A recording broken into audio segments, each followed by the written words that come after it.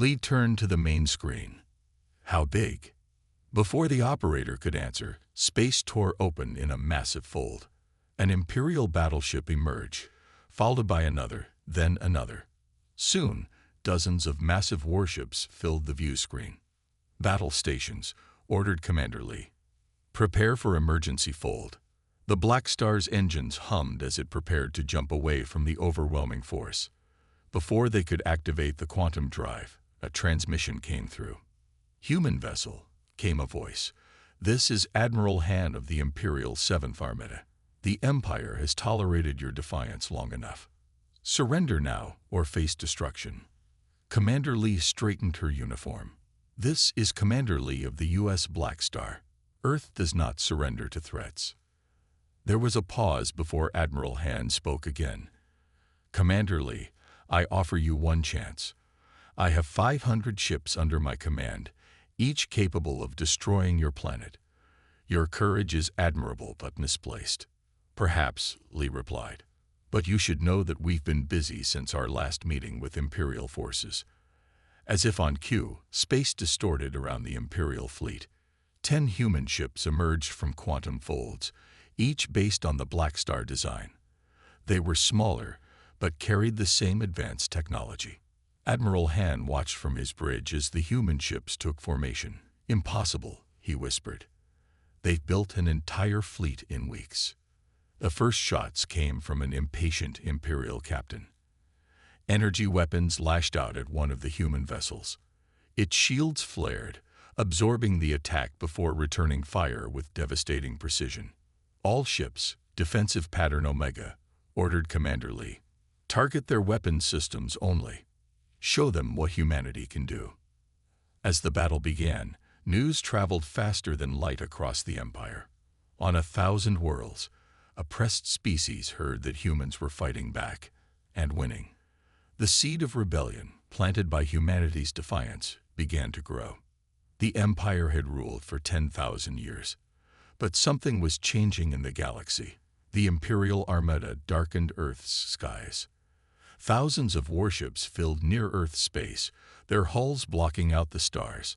On the ground, people looked up in fear and wonder at the enemy that had come to conquer their world. Commander Lee stood on the bridge of the Blackstar, studying the tactical display. The Imperial forces outnumbered Earth's fleet by more than 10 to 1. Even with their advanced technology, the odds seemed impossible. Earth's fleet consisted of just over 200 vessels, most of them smaller than the Imperial ships. The Blackstar remained the flagship, its black hull standing out even among the human fleet. "All ships, this is Commander Lee," she broadcast to the fleet. "The Empire has come to take our world, believing we will fall easily before their superior numbers. Today, we show them that humanity doesn't measure victory by size or strength, but by heart and ingenuity. Deploy in sunflower formation." The human vessels began to move in complex patterns that confused Imperial targeting systems. Smaller ships acted as one unit, moving together then splitting apart at the last moment to avoid enemy fire. Admiral Han watched from his flagship as the human vessels executed maneuvers his fleet couldn't predict. "What kind of formation is this?" he demanded of his tactical officers. "Unknown, Admiral," one replied. "Their movements don't match any known combat pattern in our database." "Target the largest vessels first," Han ordered. "Concentrate fire on their flagship." Imperial weapons fired, massive energy beams converging on the Blackstar. Its shields flared bright, absorbing the combined attack. Instead of crippling the ship, the assault only charged its systems further. The Blackstar's counterattack was devastating. It unleashed the absorbed energy in precisely targeted beams, disabling the weapon systems of 3 Imperial battleships in a single volley. "Impossible," Han muttered as the reports came in. Another Imperial cruiser erupted in flames as a group of smaller human vessels coordinated their attack perfectly. The battle spread across Earth's orbital space. Human ships used their quantum fold drives to appear and disappear across the battlefield, striking where the Imperial defenses were weakest. They targeted weapons and engines, disabling rather than destroying when possible. "Admiral," reported an Imperial officer, "we're detecting communication between the human vessels and some of our own ships." Han's eyes widened. "What are you saying?" "All ships report ready, Commander," said Captain Kim, his voice steady despite the situation. Lee nodded. "The Empire thinks numbers will win this fight. They still don't understand what they're facing." Before the officer could answer, alarms blared across the bridge. 5 Imperial vessels had broken formation and were firing on their own fleet. Traitors. Han slammed his fist on the command console. What is happening? The truth was spreading across the battlefield. Many Imperial ships were crewed by members of species that had been conquered by the Empire. For centuries, they had served without hope of freedom. Now, seeing humanity's resistance, some found the courage to turn against their masters. By the second day of battle, a third of Han's fleet was disabled or destroyed. Another fifth had defected, turning their weapons against the Empire that had enslaved them and their worlds. Earth's losses were significant too, with nearly half their fleet damaged or destroyed. But the tide was turning. "Admiral Han," came Commander Lee's transmission on the third day, "your fleet is in disarray. Your own ships are turning against you. End this battle before more lives are lost." Han stared at the tactical display. His mighty armada, the pride of the Empire, was being defeated by a species that had only recently discovered spaceflight. It defied everything he had been taught about Imperial superiority. "This isn't possible," he said quietly. "No world has ever resisted the Empire successfully." "Perhaps it's time for change," Lee replied. "The Empire has ruled through fear for too long. We offer a different path." As Han considered his options, the Blackstar suddenly appeared directly in front of his flagship, having executed a perfect quantum fold jump. At this range, the human vessel could destroy his bridge with a single shot. "Admiral Han." Lee's voice was calm but firm. "Your choice. Continue this battle and lose everything, or talk." Han looked around his bridge. His officers waited for his order, many showing fear for the first time in their careers. Beyond them, the galaxy was watching. If the mighty 7th Armada fell to humans, the Empire's aura of invincibility would be shattered forever. "This is Admiral Han of the Imperial 7th Armada," he finally transmitted. "I request to discuss terms." Commander Lee's response was measured. "We're listening." Across Earth, people cheered as the news spread. The battle was not over, but for the first time since the Empire appeared in their skies, humans dared to hope they might win not just the fight, but the war. The Treaty of Luna was signed in the same lunar facility where the Blackstar had first been built. Around a large circular table sat representatives from Earth, former Imperial worlds, and most surprisingly, Admiral Han himself. 1 month had passed since the battle for Earth ended.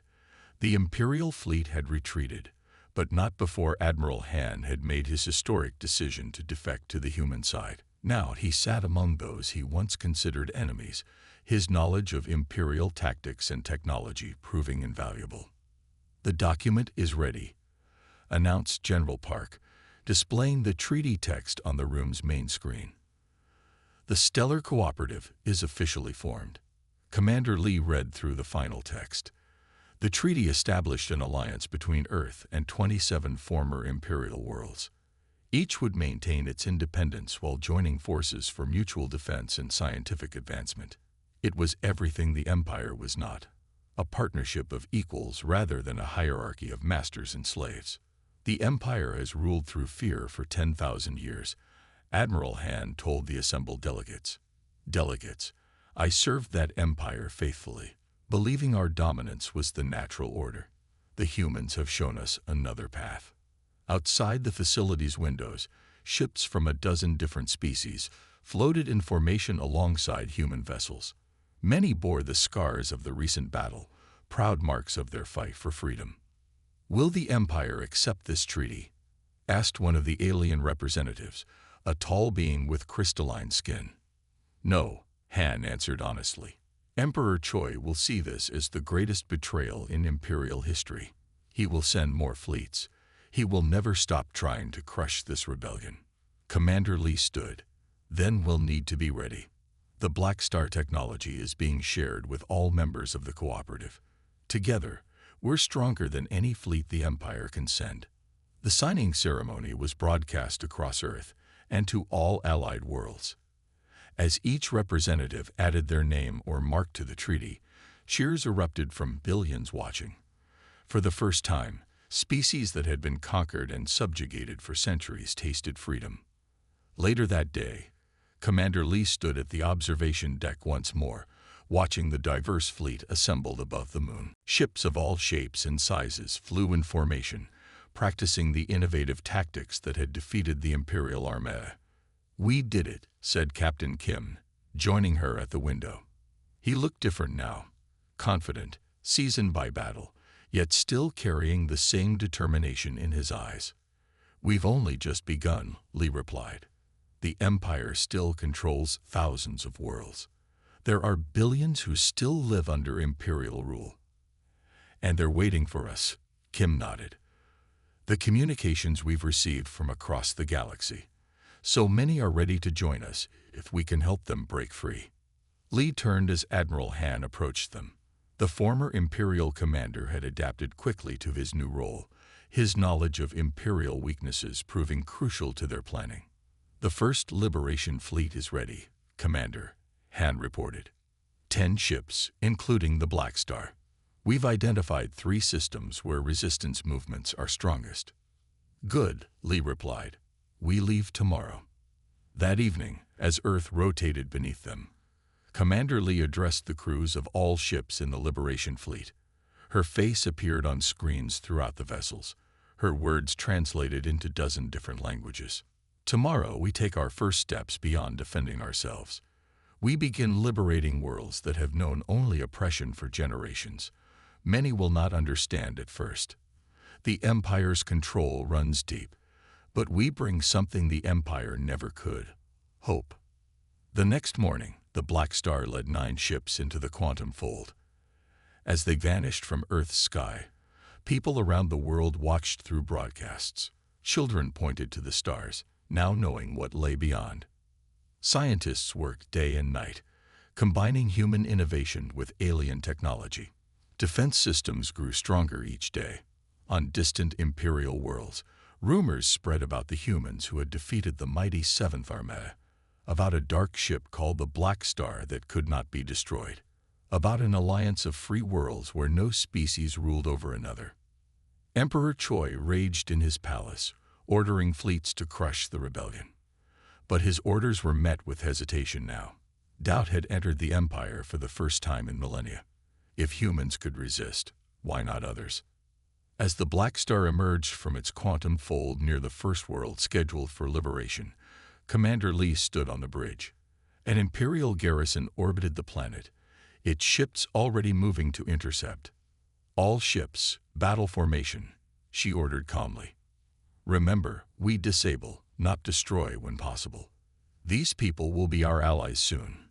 The Empire had ruled for 10,000 years. Humanity had sparked a revolution that would end that reign in less than one. A new dawn was rising for the galaxy.